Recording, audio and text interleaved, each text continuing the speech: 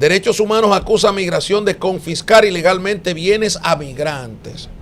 Manuel María Mercedes destacó que estas disposiciones de incautación dejan al Estado Dominicano en una posición desfavorable ante la comunidad internacional.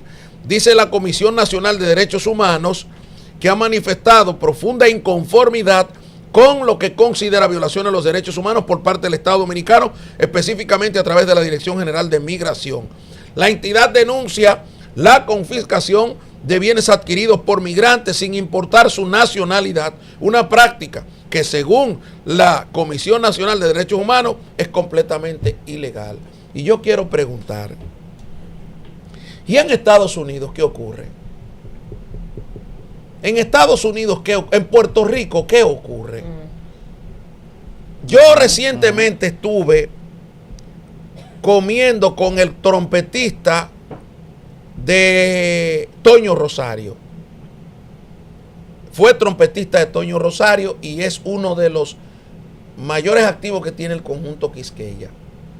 Y él me dice, nos decía ya un grupo, Giovanni, que él en Puerto Rico ve con mucha nostalgia, recuerda con mucha nostalgia y ve con mucho lamento que la Dirección General de Migración, lo que se conoce, o el ICE, en Puerto Rico, va y se tira a los, así mismo como se tira aquí en República Dominicana, en las construcciones. Y que eso ha lacerado la economía la economía puertorriqueña a un grado tal de que el día ha aumentado para el trabajador ilegal, porque tú no sabes a la hora que se lo va a llevar migración. Entonces ya no es por día, es por hora, porque hay muchas de esas cotizaciones que se hacen por día o por hora, porque ese dominicano no tiene no sabe cuándo se le va a tirar migración y lo va a deportar. Entonces yo pregunto, ¿qué ocurre con esos bienes? No estoy diciendo que el ICE se los robe. Ahora bien, aquí en la República Dominicana, que salga de los derechos humanos esta denuncia, yo creo que es un caldo de cultivo y creo que es echarle más gasolina al fuego para esas organizaciones de no gubernamentales en Haití, que todos los días lo que están es provocando una desgracia. Mire, la gente aquí, la gente de recursos, de derechos humanos, uno la quiere mucho, aprecia mucho, hermano Mercedes, no le tiene mucha estimación, Nelson, son amigos, gente con la que uno se lleva bien en materia de la prensa, cada vez que uno necesita información la dan, son gente muy afable. Pero a veces uno se pregunta el rol de los derechos humanos exactamente cuál es, porque uno no lo entiende. Uno no sabe en qué posición de la sociedad ellos se encuentran en situaciones en que el país tiene pues problemática. Cuando usted ve que hay un policía que resulta agredido, hay una baja para la institución de manos de un delincuente, ahí nadie dice nada. Cuando es un delincuente que cae abatido, gente que cuando usted entrevista a la familia, y me ha ocurrido como periodista, la misma familia dice, él era movido, él no era fácil, pero no merecía que lo trataran así. O sea, la familia está reconociendo que era un caco caliente. Y no estamos hablando de que justificamos las ejecuciones extrajudiciales, los intercambios de disparos falsos. No.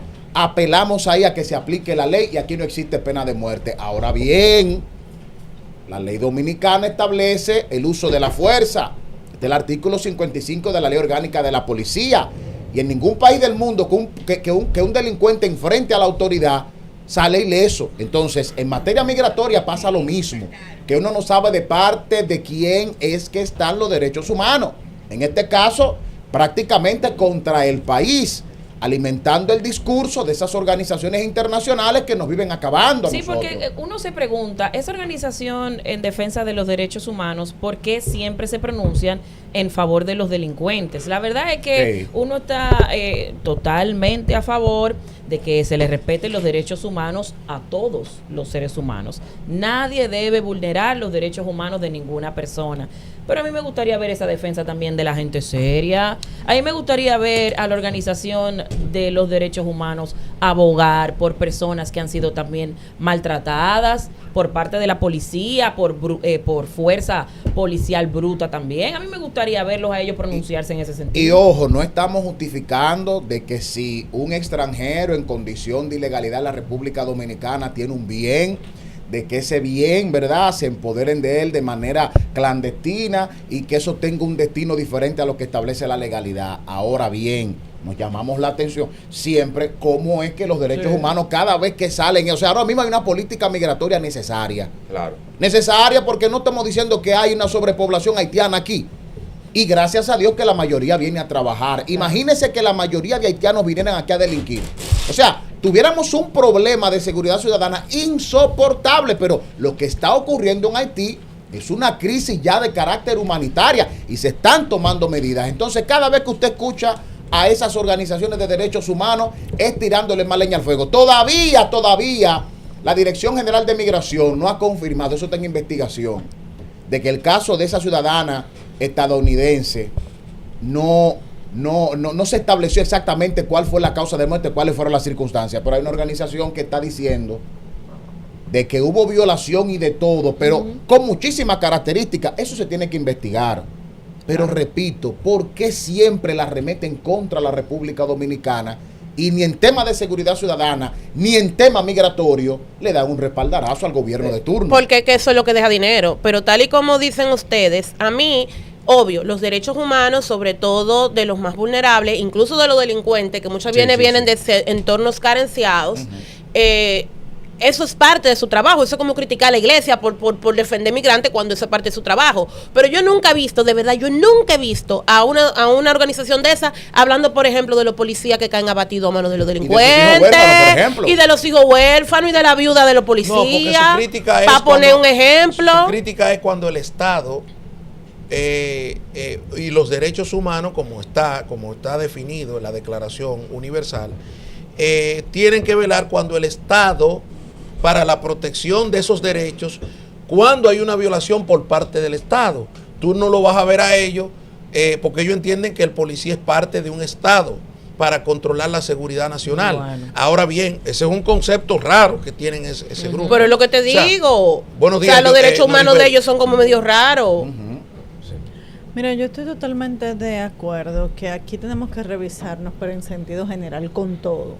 Yo veo que aquí cuando se hace una crítica a algo, o sea, si empezamos por la comunicación, automáticamente hay una avalancha que entiende que, ¿por qué criticas esto y no criticas tal cosa? Perfecto, pero cuando estás criticando la otra cosa, entonces deberías criticar tal cosa. Lo mismo pasa con los derechos humanos. Aquí los derechos humanos son selectivos y es para un grupo. Y el grupo tiene que ver específicamente, como ustedes decían, con la delincuencia. O sea, cuando aquí se trata de hacer las cosas lo mejor posible dentro de la justicia, siempre hay una situación que tiene que ver, hay que respetar los derechos de ese delincuente que en su momento no pensó respetar los derechos de los demás. Entonces, pero yo creo que es una cuestión de educación y de orientación sobre todas las cosas. Yo y Abril y yo siempre lo decimos, que tiene que ver con que para que un pueblo pueda desarrollarse se tiene que fundamentar en educación, y mientras nosotros no tratemos de ir en pos de eso, vamos a seguir todos los días más jodidos como nación. Esa es la realidad. Sí. Hace unos días nosotros en nuestra cultura de siempre leer, porque la historia es importante para todo ser humano, me tocó una obra de Fran Moya Pons del 1973, que él decía en esa obra muy importante de ese gran historiador, la abolición de la esclavitud en nuestro país, en la isla de Santo Domingo. ¿Cuál era el relato importante que decía Fran Moya Pons? Que existía una colonia francesa, una colonia española, que los esclavos se escapaban, fuga de esclavos del territorio francés al territorio español, hoy República Dominicana. ¿Por qué hacían eso? Porque aquí se les respetaban los derechos fundamentales, porque aquí tenían alimentos, porque aquí tenían dignidad. Eso es algo, señores, los derechos fundamentales lo busca cualquier ser humano, y quise remontarme a la historia para que el pueblo dominicano sepa que hoy estamos hablando de migración haitiana y desde cuándo ellos cruzaban a nuestro país, esos esclavos, buscando porvenir, buscando derechos fundamentales.